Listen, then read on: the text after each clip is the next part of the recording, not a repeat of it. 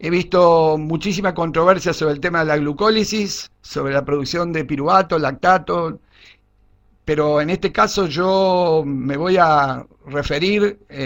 claramente a que voy a utilizar como base de la presentación la evidencia publicada en la década del 80 por el doctor George Brooks, que mediante el uso de isótopos radiactivos logró descubrir la reversibilidad de la reacción piruvato-lactato-piruvato y a partir de la inyección de isótopos, primero en ratas, luego en hámster, luego en perros y luego en humanos, en una secuencia de investigación metodológica de aproximadamente 6 años, logró determinar las tasas de remoción, de oxidación del lactato a través de estudios con radioisótopos, gamma cámaras y diferencias arteriovenosas del isótopo en ejercicios de distintas gradaciones. Lo hizo en reposo y en ejercicio. A partir de acá se empiezan a revertir los primeros conceptos que fueron pontificados durante más de 160 años desde la evidencia de Louis Pasteur, planteando la pregunta si se producía el lactato a partir del déficit de oxígeno a nivel mitocondrial. Bueno, existe sobrada evidencia científica de que el aporte de oxígeno no es el factor determinante de la producción de ácido láctico en ejercicios a nivel del mar y arbitrariamente según la condición aeróbica del sujeto hasta 1500-2000 metros. Importantes aportes científicos observaron la producción del lactato en músculos contráctiles completamente oxigenados.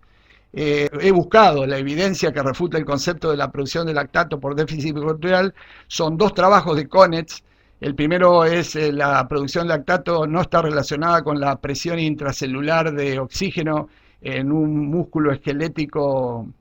trabajando in situ, en Journal of Play Physiology del 86, y definiendo hipoxia, una visión del sistema de consumo de oxígeno, glucólisis y PO2 o presión parcial de O2 intracelular, publicado en el Journal of Play Physiology del 90. Demostraron en forma contundente que no había disoxia, desbalance entre demanda y aporte de O2. Y también dieron por tierra con el paradigma del umbral anaeróbico, del cual nos vamos a ocupar más tarde. Pero quizás el trabajo más rico fue publicado por Richardson y colaboradores en el 90, similar evidencia, con medición de la tasa de saturación de la mioglobina por resonancia magnética nuclear, donde un músculo completamente saturado de oxígeno producía lactato y cuya producción estaba asociada a la ruptura de los cocientes NAD reducido NAD oxidado y a la ruptura del cociente entre ADP, fósforo inorgánico y ATP, y fuertemente modulado por la intensidad de la contracción muscular, es decir, a más intensidad, más producción del lactato. Entonces creo que a veces me ha tocado en estos días revisar largamente la literatura de los que arguyen teorías diferentes y hay un pleno desconocimiento e ignorancia prácticamente supina sobre lo que descubrió el doctor Brooks, que fue hecho por isótopos, fue seguido y rechequeado por más de 300 autores en la literatura durante 25 años y todavía no he encontrado publicada la evidencia que refute claramente la utilización de isótopos. Por el contrario, la mayoría de los investigadores que usaron la misma metodología obtuvieron resultados similares y obviamente desarrollaron nuevos avances. Lo más importante es comprender hoy que el piruvato se convierte en lactato a partir de la captación de dos oxígenos que cede el NAD reducido oxidado, pero también cuando el lactato se revierte a piruvato, utiliza la coenzima NAD para pasar a NAD reducido, por lo cual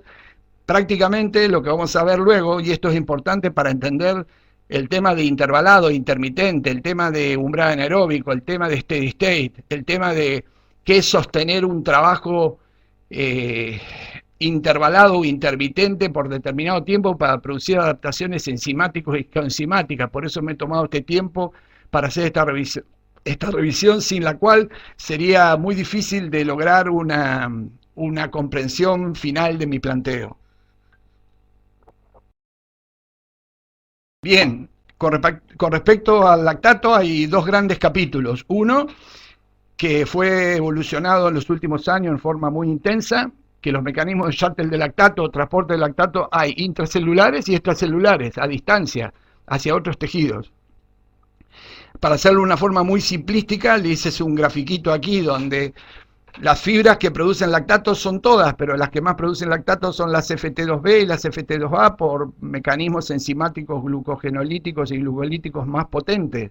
Pero sorprendentemente todo el mundo hoy sabe que cesado el esfuerzo o reducido la intensidad del esfuerzo, las fibras FT2A y las fibras ST son las que más remueven y oxidan lactato por unidad de tiempo. A esto la literatura lo llama shuttle corto, sobre el cual vamos a abundar dentro de unos minutos. Y el shuttle largo es que a través de los transportadores de membrana llamado monocarboxilate carrier transporter, el ácido láctico puede pasar desde el músculo a la sangre y por la sangre ir hacia otros músculos, hacia el corazón, hacia el hígado, hacia el cerebro, hacia el riñón, y ser captado y reconvertido a piruvato y usado como combustible oxidativo. Este planteo de Brooks, que ha construido este planteo durante tantos años, fue fuertemente ratificado en los últimos años por muchísimos autores y es fundamentalmente la base fundamental de los procesos de recuperación activa en el deporte moderno, tan a veces subutilizado por muchos entrenadores y por muchos fisiólogos. Ese es un tema muy crítico porque utilizar el concepto de la remoción y oxidación corta o larga con tejidos a distancia es la base de la recuperación activa, y si se hiciera correctamente se producirían muchísima prevención de lesiones y muchísima recuperación activa rápida ante esfuerzos importantes.